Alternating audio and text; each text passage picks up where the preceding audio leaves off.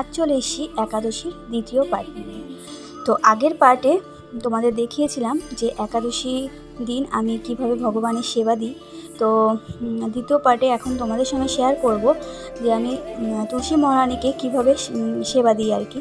তো প্রথমে দেখেই নিলে যে আমার হাজব্যান্ড একটু প্রদক্ষিণ করে নিল।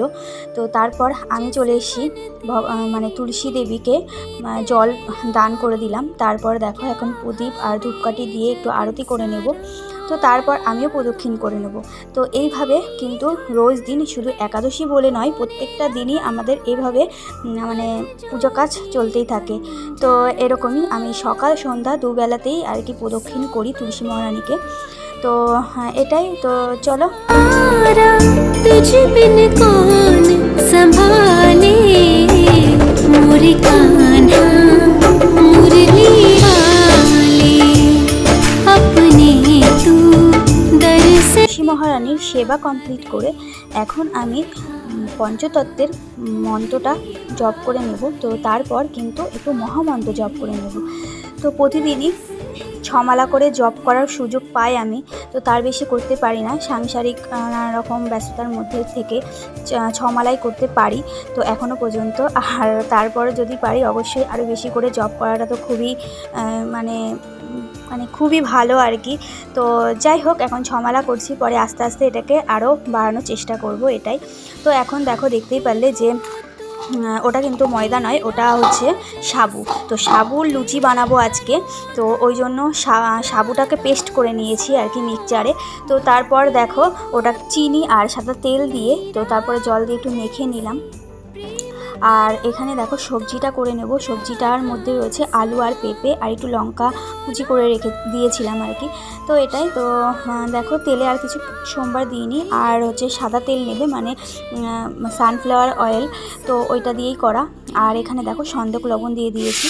তো এই দিয়েই আর কি হবে সবজিটা। তো চলো দেখতে থাকো।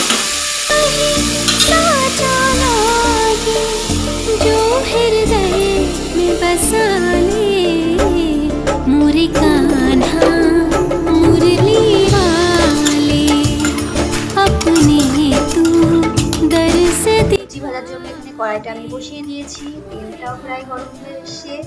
এখানে দেখো সমস্ত লুচিগুলো দিয়ে রেখেছি, দেখে তোমরা বুঝতেই পারছো এটা কিন্তু আটাও নয় ময়দাও নয়, শুধুমাত্র সাবু, দেখে বোঝাই যাচ্ছে। তো যাই হোক, আর সাবু যেহেতু ওই জন্য না গোল হয়নি, লুচিগুলো যে বেলেছি আমি কেমন সাইডে সাইডে দেখো ফাটা ফাটা হয়ে রয়েছে। তো যাই হোক, সাবু বলেই হয়তো এরকমটা হয়েছে। আর আমি এইটার মধ্যে করে বেলেছি, যেহেতু আমার বেলুন চাকি নেই, বেলুনটা আছে আর কি। তো যাই হোক, চলো একে একে লুচিটা এবার ছাড়া যাক আর ভাজা যাক, দেখি ঠিক কীরকম হয়। প্রথমবার তো ট্রাই করছি, তো দেখতেই পারছো।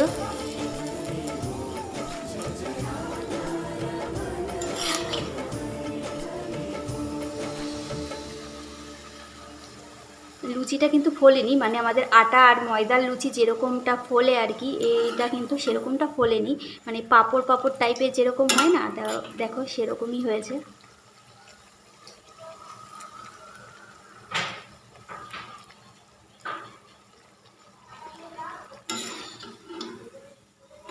তো ঠিক দেখো এরকমটা হয়েছে দেখতে। তো চলো আমি একে একে প্রত্যেকটা লুচি ভেজে নিয়ে পরে আবার আসি। তো চলো। ভোগের তালা সাজিয়ে দেখো ভগবানকে আমার ভোগ অর্পণ করাও হয়ে গেছে আর আরতি করাও হয়ে গেছে। যেহেতু আগের ব্লগে তোমাদেরকে আরতি দেখিয়েছি, তো এই ব্লগে আর আরতি করাটা তোমাদেরকে দেখালাম না। 3 বারই আমি আরতি করি, সকালে আর দুপুর 12টার আগে আর একবার ভোগ লাগাই, তো তখন আর সন্ধেবেলা, এই 3 টাইমই আমি আরতি করি। তো যাই হোক, আরতি আর তোমাদের সঙ্গে শেয়ার করলাম না। তো আর ভোগ একদম দেওয়া কমপ্লিট, আর ভীষণই ভালো লাগছে ভোগ দিতে পেরে ভগবানকে। তো অনেক দিনের একটা ইচ্ছে ছিল, আর ভোগটাও তোমরা একটু দেখে নাও, কারণ ভোগ দর্শনে কিন্তু দুর্ভোগ কাটে, তো সেই জন্যই আর কি।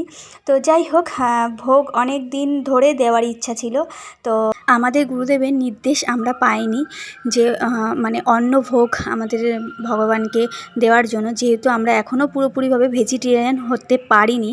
তো এখনও যেহেতু আমিষ চলে আমাদের টুকটাক, 80% হয়েছি নিরামিষ। তো এখনও দেখি ভগবানের ইচ্ছা, যদি গোপালের ইচ্ছা হয় পুরোটা যদি ভেজিটেরিয়ান হতে পারি তাহলে তো খুবই ভালো, কারণ আমার খুবই শখ, খুব ইচ্ছে ভগবানকে একটু অন্ন সেবা দেবো। দুধ, সিমই এই সমস্ত কিছু আমি দিই, পঞ্চশস্য বাদে এই সমস্ত জিনিসগুলো আমি দিতে পারি ভগবানকে সেবা। তো যাই হোক, ভগবানকে সেবা দিতে পারি আমার ভীষণই একটা আনন্দ হচ্ছে, নিজের মধ্যে যে কী একটা ফিল হচ্ছে বলে বোঝাতে পারবো না তোমাদেরকে। আর ভগবানকে একটু নিজে হাতে খাইয়ে দিলাম, তোমরা দেখলেই। তো আজ কিন্তু পুরো মানে 2টোর সময়, মানে 2টো অবধি নির্জলাই ছিলাম। তারপর কিন্তু এই অবশেষে অ্যাট লাস্ট এখন আমি একটু প্রসাদ পেলাম। তো এখন প্রায় 2টো ছুঁই আর কি, 2টোর বেশিই বাজে। তো এই সময় তো আমার ছেলেও যেহেতু একাদশী করে, তাই জন্য আমরা 3জনেই একাদশীর প্রসাদ পাচ্ছি এখন। 3জনে একসঙ্গে কিন্তু বসে পড়েছি একাদশীর প্রসাদ পাওয়ার জন্য। আমাদের কেমন লেগেছে অবশ্যই জানিও। তোমাদের সঙ্গে দেখা হচ্ছে আমার অন্য কোনো ব্লগ নিয়ে। তো চলো, টাটা।